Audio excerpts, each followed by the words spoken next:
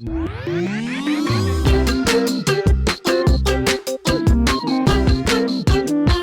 back to Ami's house. Okay, Michael, here's the thing. We're doing another emergency podcast duo episode, and I think I want to just point out one thing. We're going to discuss on this episode Dave Smith's recent appearance on Joe Rogan.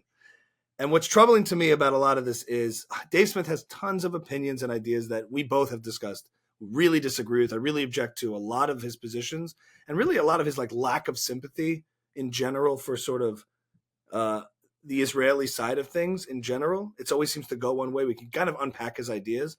But there's people on Twitter and online responding to him that I agree with in substance, but I disagree with in tactics. Okay, because what a lot of people are doing are taking little clips, little sound bites, which sort of paints a little caricature of, say, his opinions, and then they're reacting to it with gotcha points. And, sometimes he'll respond also by being ad hominem attacky and character attacky, and that doesn't make him look either. But it doesn't make anybody look good either if we're just responding to caricatures and not actual substantive ideas. So I'll just summarize. There's one earlier clip where he was on Rogan, and he was quoting Darryl Cooper's, Dave Smith is quoting Darryl Cooper's appearance on Tucker, summarizing it, where he said, we can roll that clip, but he basically said, look, when I'm with my buddy Jocko, sometimes I'm hyperbolic, and I like to get a rise out of him and say that Churchill was the real villain of World War II. So he's quoting a controversial conversation that Darryl Cooper had on Tucker. But then people take that clip, right, and they start to carve it up. Should we play that clip in this episode, that clip? Do you have it? What's that? Let's play it. Do you have it queued up? Okay. I think we could just cut it in and then we'll talk. Yeah, that's what we'll do. Okay.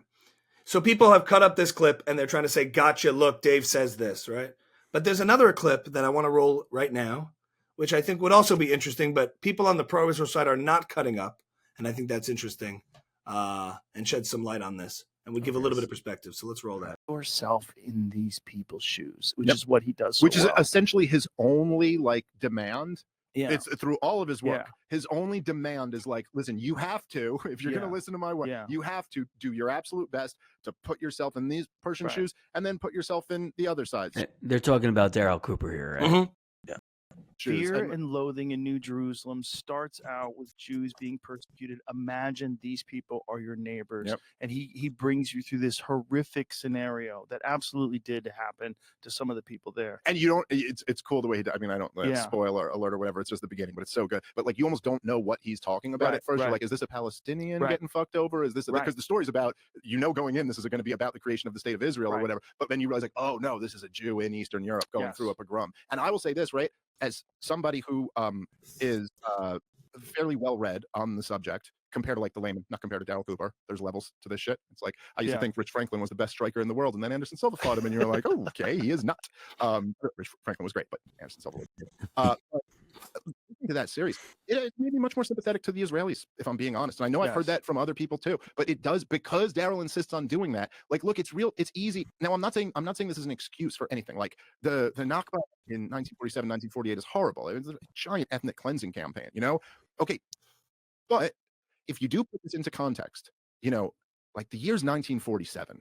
Okay, first of all, just think about even the attitudes of 1947 that of, just in terms of racism and things like that, very different attitudes in 1947. Also, you're 2 years removed from the end of World War II, where the quote good guys in the story or the winners in the story are like Truman, who just firebombed Tokyo, dropped 2 nukes on Hiroshima and Nagasaki, the bombing of Dresden, the bombing of Berlin. Joseph Stalin is in the process, as this is happening, of ethnically cleansing millions of ethnic Germans all throughout Eastern Europe. This is only a couple years after Stalin's army raped their way through Europe. You know what I mean? And then, of course, there's the atrocities of the Nazis, and you're the Jewish people who just went through this Holocaust. And all of this is in the background. And you're going to say, you're telling me we can't move a few 100,000 people off their land to create our new state? Who's going to fucking morally lecture us about doing this little thing here? And I'm not saying any of that excuses it. And it wasn't the Palestinians' fault that any of that happened. And so it is worthwhile. That's what doing history should be, right? Yes. It should be understanding that these were real human beings. These aren't cartoon monsters. There was now they may have done monstrous shit, but there was something, going on there. And there was kind of I just think it's just beneficial to understand all of that stuff. And, Menachem Begin, who is like the worst. I mean, like was a straight up terrorist. I mean, and in that series, if you remember, he talks a lot about worst. The worst terrorist ever. All the shit they did. And they were just straight up terrorists. That's what they were doing. Terrorism, in order to drive out an occupying force, you can't make this shit up, is what led to the creation of Israel. And now they're like, kind of universally regarded as terrorist groups. Oh, you just self-admitted terrorist groups. Like, we're committing acts of terrorism. There were debates about whether we should embrace terrorism or not. And the side saying we should embrace terrorism won the day. This is how Chaim Weizmann, he was supposed to be the David Ben-Gurion. He was the #1 ranked Zionist at the time. And he stood up and was like, yo, we can't do this. We can't embrace terrorism. Like, his thing was like, we can't achieve a Jewish state by un-Jewish means, and which he considered terrorism to be. Like, this violates our religion. We can't do this. But even him, there was this one point which I had never heard before, but I learned it from Darryl Cooper's series. So I think it was probably one of the things that stuck with me the most was that if you remember, it's right toward the end. It's when they're doing they're doing the King David hotel bombing, and they're doing all this terrorism to try to drive the British out. And at one point, the British like caught a few of I can't remember if it was from the Irgun or the Lehigh, but it was from one of those two militias, and they caught a few of their guys. And they like publicly flogged them or something like that. And then Menachem Begin and his terrorist boys, they got a few of like the British soldiers. This guy, they fucking flogged the shit out of them and then killed them and then booby trapped the bodies so that it fucking blew up more people when they came to try to get it back. And then now he's a wanted man at this time, Menachem Begin, so he's like living underground. And so he did like a radio address. And in his radio address, he was like, he said something like, he was like, hey, just so you know, Jews don't get flogged anymore. We do the flogging now. And look, this guy was a bad guy. He was a fucking terrorist. But there is something so badass about that there is a part of you that's just like, whoo, like you can kind of understand a people going through this fucking collective struggle and then getting to a point where they're like, we will be the ones inflicting struggle from now on, not the ones receiving it. Right. And look, I still come out on the side that I think Israel's treatment of the Palestinians is horrible and inexcusable. And I favor a two-state solution. I think America should stop funding Israel. But I think it's nothing but beneficial to kind of like understand that perspective a little bit more. And even though I kind of grew up on the pro-Israel propaganda and then ultimately rejected it, that was Darryl's effect on me, was being like, there is like, I'm seeing the humanity in the Israeli side a little bit more. Yeah. So give me a fucking break about these people saying like he's some fucking neo-Nazi drumming up Jew hatred. It's just not true. A lot to unpack. Well, he really gets fired up about Israeli terrorism. That one really gets him. Look, say what you want about the positions. That's not really the point here of what I'm reacting to. Okay. You go. You want me to go? I'll say all the stuff that you want to say, but okay. I'll say all the reactionary stuff. Okay. You say your part first. My point is, I don't think anyone on the pro-Israel side, loosely, my side, is going to clip up that part where Dave says, Darryl's position made me more sympathetic to the Israeli side as a way of humanizing and contextualizing the actual conditions by which Israel was created. And I actually disagree with a lot of the characterizations, that Dave is like painting of the conditions, where it's like we're just like kicking people off. Like I think he's wrong on all those points of narrative and points of history.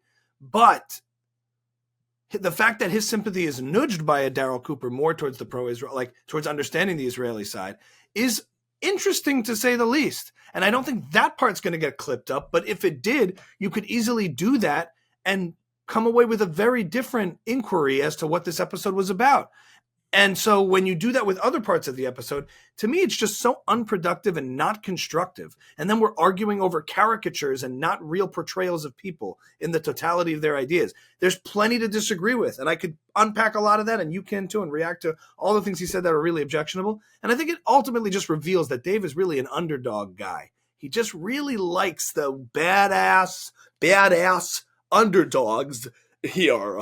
I'm just getting it. The badass underdog story sort of just appeals to him temperamentally, regardless of what's right and wrong. You can kind of see that at the end. But either way, that clip's not going to get cut up. I doubt it's going to be by anyone on the Zionist side, which is the side I identify with. And so it's just, to me, we're entering a communication gap lapse here in the space of this debate and this conversation. It's really frustrating because I don't want to disagree with the people I'm on the same side of substantively, but tactically I have to. And I'll tell you what, I think it would be so constructive to clip that up and argue with it, because if you can argue with the points he's making in support of your side, Kal v'chomer, how much more so will your arguments resonate when you say, well, you were so wrong about all the stuff you said that I liked. And now let's get into the stuff that you were wrong about that I don't like. Like your thinking on this is just off. It's off in support of Zionism. It's off when you're arguing against Zionism. Like, let's get to your thinking and let's start there. Right. And this would be a great place to start. But you can appreciate, do you appreciate the idea that, like, when he says that, yes, totally. I think just on substance alone.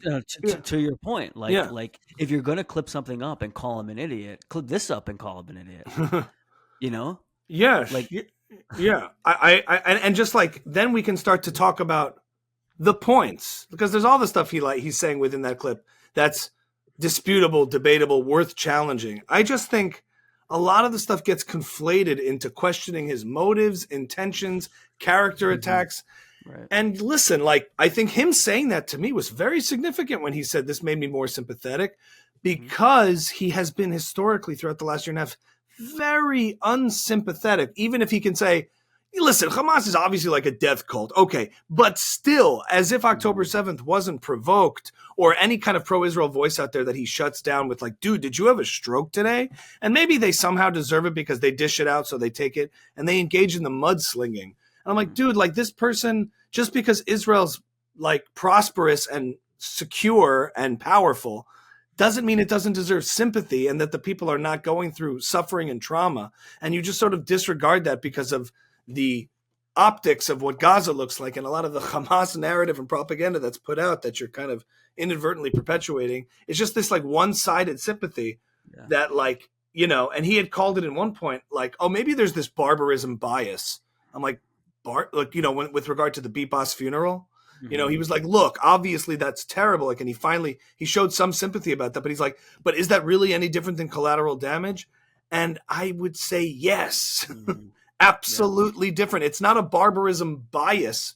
We're against barbarism because it's barbaric, and there's a difference between the intentional murder of babies and the unintentional killing of babies. Murder is intent. And so, like, all that conflation happens, but we get lost in this weeds, and I just think it's so unproductive on both ends to, like, get into that, you know?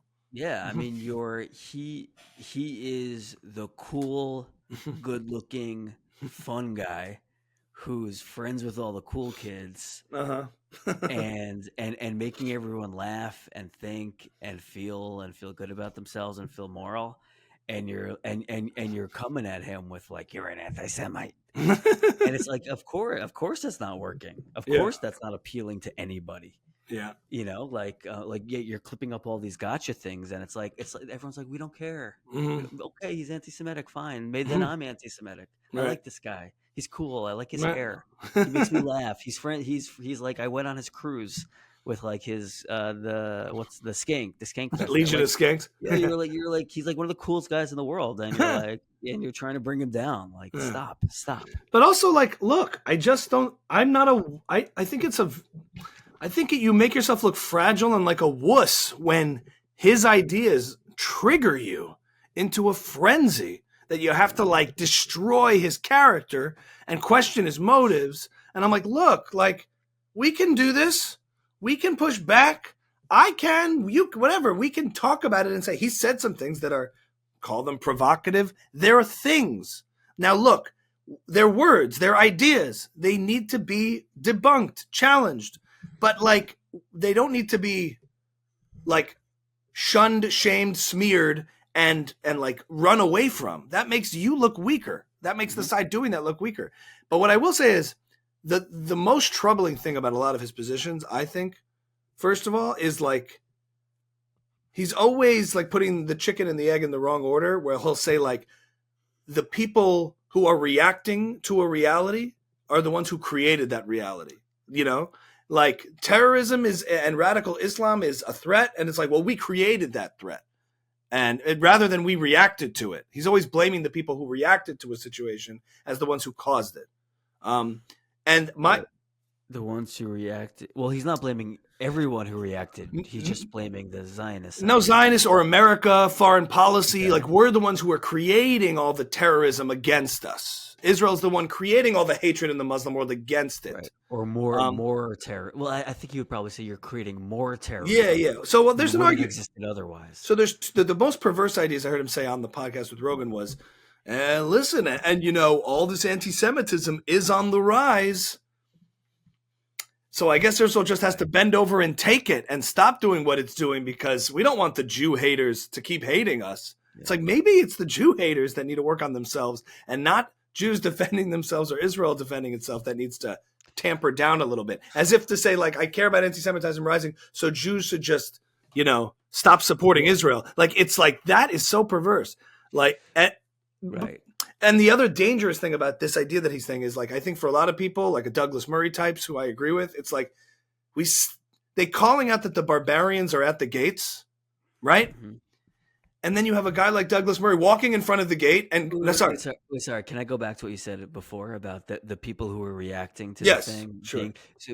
On that point, I think also where he's inconsistent is, I saw someone write this on Twitter. I forgot who, but I thought it was pretty brilliantly said about the woke right in general. That, and this sort of gets to like why they're called the woke right, which is that nobody is really evil. They're simply reacting to an environment they're put in, right? So were the Germans evil? Like if you were there also, you would have reacted in the same way. Like they're like it's wrong and it's stupid and it's unsophisticated to just call somebody evil. Except though, when the Zionists react in a certain way to their environment, they actually are evil because they're actually the ones who are causing the things. They're not simply reacting to an environment. They're the ones who are causing all of it. Except now in this Rogan episode, there seems to be some acknowledgement that he says, I kind of now understand that maybe they were reacting to a situation that they were put in. That was the first sort of acknowledgement or recognition of that. Yeah, right. So you're totally right. The whole time he's like, everyone, the worst human beings on earth, were just reacting to shit that was thrown their way, except the Zionists. They just kind of came in and were just evil. They wanted to. Yeah, they were like, we're going to inflict the pain that was inflicted on us. But there's a moment there and a glimmer, and not that it all rests upon Dave Smith to be the arbiter. Like he has to change his mind, and then everything is all honky dory. But the point is. The other point that I think is like what's very dangerous or troubling and concerning about his positions is that it's like you have guys like Douglas Murray saying the barbarians are at the gates.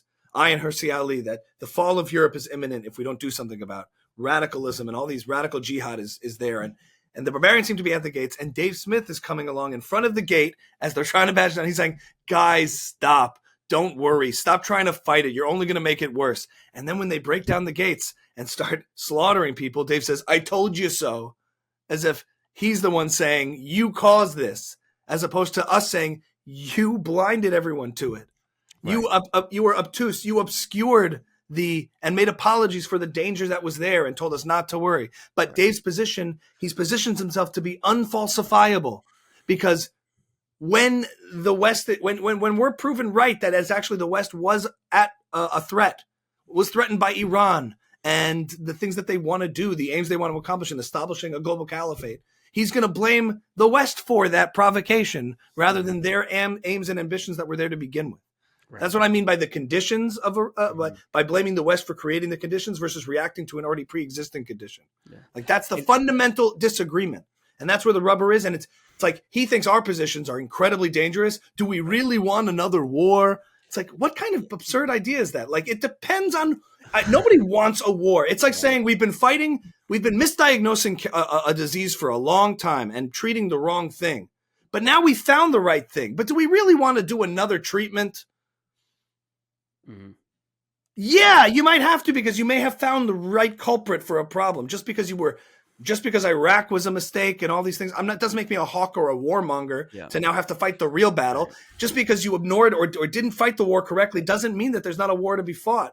That's there, whether you like it or not. That's a larger point that I wish someone could articulate well to a lot of these people, which is like we've grown up with, and our parents have grown up with so many nonsensical wars like Vietnam, Korea, Iraq, Afghanistan, like all of it, and then when a war that has to be fought comes about, they just put the same lens on that, and it's like I don't know how to explain. Like I agree with you, Afghanistan was a bad idea, but that doesn't mean this is a bad idea. Yeah, the reason not to fight another war is not because a war before it was bad. Right.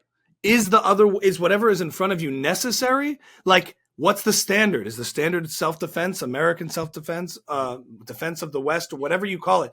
In other words, if you've been misdiagnosing a problem, that's fair. We can all agree this was not treated correctly. But it turns out the problem is over here, but we're not going to ignore it now. Hasn't the body been through enough? Well, if you could still save the body, you might want to treat the right thing once you've discovered it. Like, these aren't arguments against itself. It's just an argument from exhaustion of like, I mean, come on, man, a disastrous war. These aren't substantive points. It goes to something deeper about him also, where it's like he says at the beginning of this clip, to understand history, you have to really put yourself in people's shoes. Mm-hmm. But like Chaviv Rettegort speaks really well about this, where his line is, to understand history, you have to talk to the people on both sides and really understand them and take them seriously. Like, he sort of has this posture of like, I am out to truly understand Zionists and truly understand Palestinians by seeing everything. Mm-hmm. The only thing he doesn't do is talk to Palestinians or talk to Zionists. And I mean, I can't back that up because I don't listen to like every episode of his show, but like, he said he believes in a 2-state solution. Mm-hmm. If you talk to Palestinians and you talk to Zionists, you would know that no one else believes that except for you. Like, it's less than like he wants to understand what's happening. He has a worldview, and he wants to find all the cases that reinforce his worldview and make him sound ahead of the curve and smart and understand and know what's going on more than anybody else. I don't really think he's out to understand this conflict very well. Right. Well, he's out to make it make sense with his worldview that everybody has the same values and wants the same thing. So to fit the round peg in a square hole, square peg in a round hole, like, I'm not going to believe the radical Islamists when they tell me what they want. Yeah. I'm going to interpret that. Beneath that, what they really mean is just they want freedom and just rights to live how they want. It's almost insulting in a way. Like, I'm not going to believe what they say because it's what they want. Yeah, it is condescending. I mean, and for someone who just believes in anarcho-capitalism and no nation states, he sure wants to impose a state Western mentality on a population that has always rejected one.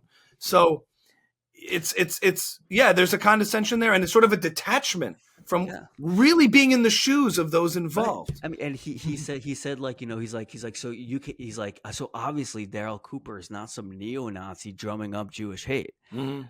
The first part of that might be true. He may not be a neo-Nazi. Mm-hmm. I don't know. I don't think he probably isn't. Yeah. But like, he is certainly drumming up Jewish hate. Mm-hmm. Like Dave, if you look at the comments and talk to the people who are listening to him and understand them and have conversations with them, you would realize whether he's a neo-Nazi or not, he is certainly drumming up Jewish hate. Right. No, but be very careful there. Trying to drum up Jewish hate. Like, that's if we're being very precise, Darryl Cooper is, or does he say he is drumming up Jewish hate? He's clear. I think his we can look back at the clip, but he's saying Darryl Cooper as a figure is not some neo-Nazi trying to drum up Jewish hate. I watched the stuff. Like, that's telling based on the totality of his work and really knowing what he talks about. Like, if you listen to Fear and Loathing in the New Jerusalem, his sympathy for the Israeli side expressed in that, like, that's not his intention. You're making a different point. Like, his ideas are inadvertently doing that. Let's watch it for a second, because I think he actually does say not he's trying to, but whether or not he is. Here, let's see if I can find it just really, really, really quickly. Grew up on the pro-Israel propaganda and then ultimately rejected it. That was Darryl's effect on me, was being like, there is like, I'm seeing the humanity in the Israeli side a little bit more. Yes. So give me a fucking break about these people saying like he's some fucking neo-Nazi drumming up Jew hatred. Okay. Yeah, he says drumming up Jew hatred. He is drumming up Jew hatred. Maybe he's not trying to. Maybe he's not. We don't know what's in there. Let's just semantics here a little bit. If he's speaking shorthand, like if you're saying that, you're not being discerning over whether he's trying to or not. Like the real precise thing is, look, Darryl Cooper is not a neo-Nazi, like ideologically, and his intention is not to drum up Jewish hate. Unfortunately, though, he has to be aware of the fact that in the environment that we're in, a lot of these ideas are providing red meat and drumming up Jewish hatred. And if that's not his intention, it would behoove him to address that and not be so cavalier. Like if we really want to be precise, because there is a difference between attributing character and intention and malice to Darryl Cooper versus analyzing from the level of analysis what his remarks are doing when he's trolling and posting a picture of Hitler and this person saying, well, this is worse than this. You know, like it's just a different thing. And I think it gives credibility to the critiquer to say that, because there's a lot of his work that would go in the contrary to that, which is what they have been exposed to. They're reacting to. If you listen to Fear and Loathing in the New Jerusalem, you don't know who he's talking about. He's actually talking about like the struggling Jew in Europe trying to find freedom and, you know, save themselves. That's what they referenced. So it's like just imagine somebody you know really pretty well or familiar with all their work going out there and saying something provocative and controversial, and then all these people are just labeling him something. You just know that not to be the case. It doesn't mean that what he's saying isn't worth analysis and critique and scrutiny because it's drumming up Jewish hate. But you see where there's a difference there. Yes. Between the message and the messenger and what the message is doing. It's like when I had my second conversation with Candace, I tried to make that distinction, you know, in the sake of the conversation to be constructive. I was like, look, you tell me all day you're not anti-Semitic. Fine. Like there's no point in me trying to win the argument that you're anti-Semitic inside if you say you're not. Nobody can win that argument because only people know what they are inside, you know? Now, where Dave's other moral failing is that he cozies up and talks to people and engages and indulges with people who are proudly anti-Semitic and make no apologies about it. And he won't condemn them and won't be discerning. And so that's where I'm just like, dude, like that's the other issue, you know? It's like the Jake Shields and Bolzarians and these people of the world that he's just like, yeah, we're just kibitzing. I'm like, dude, they are not Darryl Coopers. And if you want to be taken seriously on your defense of Darryl Cooper, you might want to be more discerning on these other people who are proud, explicit anti-Semites and making them look cool and digestible and providing credibility to them or cover to them or whatever it is. Look, he doesn't like to be told what to do and be required to condemn or call out, but it's just going to have that consequence of perception. Like, you know, I don't know where if you're not going to be discerning, it loses some credibility morally. So we started the conversation with being like, we should give Dave Smith props and be sharing. If you're going to share the bad clips that you think are bad, you should also share the clips that you think are good. And then we devolved into just shitting on Dave Smith for a little while. Well, I mean, how would you, I mean, not how would you hypothetically, because you might do this or maybe you've done it, but I mean, how would you have liked to see people respond? Well, in this whole conversation of shitting on Dave, I'd never called him a self-hating Jew. I never even called him like hateful. I just called him wrong on a lot of things. Maybe we dissected where he's wrong, where he's misguided, where he's naive. But these are all on the level of ideas. And then at the end, I think there's some behavior that's really questionable. Fine. But even that's still behavior, which is different than identity, like different than calling out what's going on in somebody's heart, like labeling somebody, character. I don't think we used any. Somebody. Yeah. What's that? You mislabeling somebody. Yeah, I don't. But I don't think we did any character attacks. Maybe people will see it that way, but I actually don't recall doing that. And I think we gave credit where it's due. I think he's formidable, and it's like important to have that kind of opposition. Sometimes it makes you refined in your own arguments. But what bothers me is when people conflate Dave's, like how Jewish Dave is or his Jewish identity, to say his ideas on Israel-Palestine. They have nothing to do. One should have nothing to do with the other. What if Dave wasn't Jewish? He could make these arguments. I get where they're taking issue where he's using his Jewish identity to provide cover, say, for people who are really unsavory or nefarious. And maybe he's not doing that intentionally, but I can get but they're conflating all of that, you know? Yeah.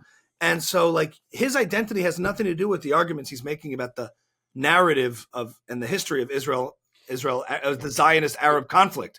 There's plenty of ideas to go after, but if you resort to those kind of attacks, you defeat yourself. And when he gets nasty on Twitter and petty, I think he defeats himself too. It's just like that's not constructive. It's not productive. For the side that's making the arguments I would want to agree with on substance, it's a bad look. And I think it's self-defeating and not productive or constructive. And it does feel like larger picture, a corner has been turned a bit where like we haven't done a great job making these arguments publicly. Yeah. And like, you know, if you're watching Joe Rogan, who's the biggest media personality on the planet right now, you know, and you're Ian Carroll, Darryl Cooper, all the people we've covered, Dave Smith, you know, absent has been, you know, Barry Weiss, Ben Shapiro, whoever, like Douglas Murray, whoever I would have loved to see. It does kind of feel like if it just the simplest explanation of what's going on is like the biggest media personality in the world is one of his really good friends and close friends is Dave Smith, who he thinks is brilliant and right. And it's probably what he probably agreed. Joe probably agrees with everything Dave Smith's saying. There's a genocide in Gaza. Israel's problematic. Is formation problematic?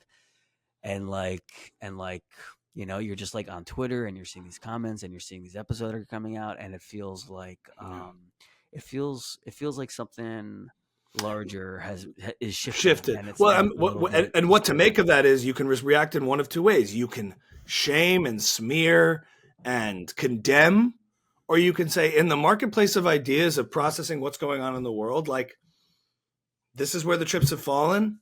And now we have to figure out like how to combat these ideas with better ideas, with the, you know, knowing the truth is on our side and the morality's on our side. Like we have to make the case. Initially in the post-October 7th moment, like we all kind of went insular and into the echo chambers and said, if you're not on the right side of this after seeing what Hamas did on October 7th, I can't help you. I'm not going to try to Israel's not going to try to defend itself while defending itself. Like that was a sort of phase. And then we kind of enter these different phases where now you're seeing where the narrative competition, the propaganda wars have happened, where the chips have fallen. And we're seeing Bill Burr on stage in a Hulu special making a joke about human shields and how that's a ridiculous argument. And the entire room laughs. Yeah. And I can react to that by saying, do better, Bill Burr, screw you, you're whatever, I can't believe, or like, you know, like not that we're wrong, but that this narrative or how it's being digested is troublingly being misunderstood on a mass scale. And it's our job, I think, to do a better job of articulating the arguments and the points. Yeah. You know, I think why I brought that up is we're not wussies. We can do it. You know, there's a sense in those people sharing the Dave Smith clips. I think there's a sense of panic almost of like, don't you see? Don't you see? Don't you see? Don't you see? You see that, yeah. And no one sees and no one cares and it's not working.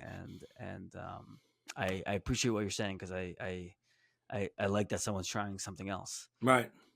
Yeah. Right. Yeah. And, I mean, it's, like, you know, I don't know why those other voices haven't been, on Rogan yet. He's had people on in the past who would have these positions of like, presenting that other side. Cause people like, you could say he's bored of having the Israel conversation, but he's not bored of having it with Dave or other people. Yeah, so that's what I'm saying. I have no insight into the behind the scenes. Just what I'm seeing. It just seems like he kind of knows what he believes. He doesn't buy the Douglas Murray thing, and he's bored of it, and he doesn't want to have that conversation. And that's like. Except, did you see Douglas on Lex Fridman? Yeah. Because when Douglas talks about this stuff, like it doesn't come across as your typical like Hasbara talking point. Douglas has such precision, accuracy, and authority when he talks about these things. It's just incredible. That's why I'm more like Joe just must not want to talk to him. It's not like it's not interesting. Why? Because he hasn't seen him on. Yeah, he just hasn't had him on, and I don't know. He hasn't had anyone making the points I'd like him to make. Well, he had Coleman Hughes on. That was the only moment. I'm saying, but things have shifted. That was months ago. That was months and months and months ago. I'm talking about like the last, 3 months. Sure, I'm just saying if I'm trying to keep the track record here of different voices on it, like. The other thing is this. He has, and that was very encouraging. Yeah, but it's been a while. It's been a while. People's opinions about the war have shifted, and I just imagine he's also shifted. But it's also the temperature is so high right now because it's in the midst of this war. There's still hostages. It's past October 7th. The things you could say about Jews now, it's so troubling and like that are commonplace. But like people forget, like he had Roger Waters on and Abby Martin. and Bernie Sanders, like Joe's had on all these people pre-October 7th. It was kind of like, Roger Waters, what a dick, whatever. But nobody went crazy about it. And nobody doubted Joe's commitment to like just integrity and the truth when he had it on pre-October 7th. You know what I'm saying? So for somebody who's kind of not necessarily invested or involved in this conflict or issue or that close to it, like, I don't know if it changes that much for someone like Joe, for someone like Rogan having these different people, these voices on. Like people sometimes also from our community put a lot of stake in these decisions and a lot of weight on it. Like, oh my God, he's really like he's turning this way or that. But it's like he had people on like this, like historically all the time. We just didn't go crazy about it because we didn't see any sort of urgency or sort of a state of emergency for the Jewish people or for Israel. It all adds a lot more to it. But I don't think for Joe he sees it that way. This is just I'm being gracious, but I think you're right. That if he had Roger Waters on now, everyone would be like, oh my God. But he had him on before and they spoke about these issues. He's like, it's absolutely heartbreaking when you see it for yourself, you know?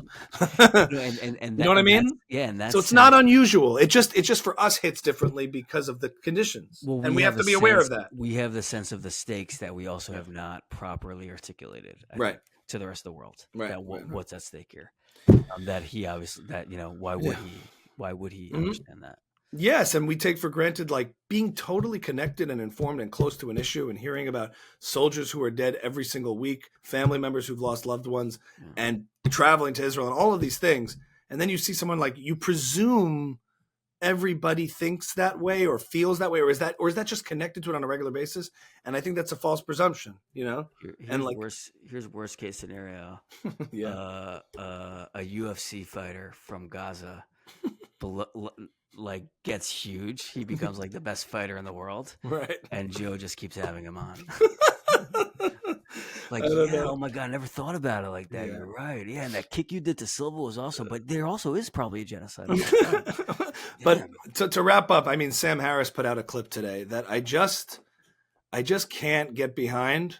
Like Sam Harris is perfectly willing to stand alone, like with no friends and like make enemies of everybody. He lost a lot of people during the whole COVID thing and Trump derangement syndrome. But like he was making this critique. I don't know if you saw it, but he made a critique of Rogan saying like, you know, well-meaning guy. I've been on the show many times, but he has Dave Smith on, who's just a total misinformation artist, you know, and like that's what he called him.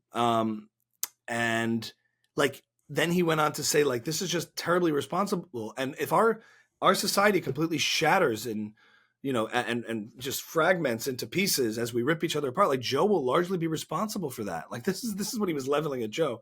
And then he finished by saying he could pay 2 journalists $1 million a year to sit there and fact check all of these claims made by guests. He could do that, and that would be responsible. And I'm like, he could to satisfy you, like Sam, who's like this intellectual, whatever. But the weirdest thing is like Sam for years, like just eviscerated those that misrepresented or ad hominem attacked him for his views, criticizing religion. Like he went off on all of these people out there who would just attack his character because he criticized Islam or Christianity or whatever it was. And it's just that I think he's consequentialist in that way. And this is what Gad Saad said in response to Sam Harris. You know, he seems to be very mad at Joe Rogan. But the thing is, if you believe in free speech, then at the level of analysis, I can disagree with all of these people. But to say you shouldn't have them on, to me, is just not what a free society requires. You know, you can say, Joe, I disagree with what these people had on, but free speech requires that. And Sam is more like, if the speech leads to really bad things, then we have to do stuff about it, or we can't hear it, you know? And so there is that, like, it's like been very tested in a certain way, but I have to say, I think, and then like, and then Smith responded to Sam and called him a fucking clown, which I don't think did well for Dave either. But the point is, at the end of the day, substance wise, I don't think Sam is right. He's just leveling a character attack. Dave, he's calling him a name. You're a misinformation artist. And I'm like, Sam, if your arguments are better, which I think they are, make them, because you have to. This is what it requires when the arguments become resonant at the level of mainstream. You know. I mean, it's hard to fight the tide of like a very, very old, fascinating form of hatred that is viral and people have always loved it. Right. You know, being spread by the coolest, funniest, most successful people on earth. Yeah. It's hard to fight against that. It's hard to fight that. Like, I don't think it's Joe Rogan's fault. Like, I think it's for some reason the market has not produced a competitor to him. I don't really understand why. I don't understand why there's not someone who can compete with him on that level. But I don't know if they need to produce a competitor. What Joe Rogan said that was interesting was like, look, I think this notion to try to suppress criticism of Israel and all that, that's what makes a lot of people suspect. That's what pushes people away. And that's a fair point. But why isn't there's no equally large show that if you don't like what's going on Joe, you can watch that show?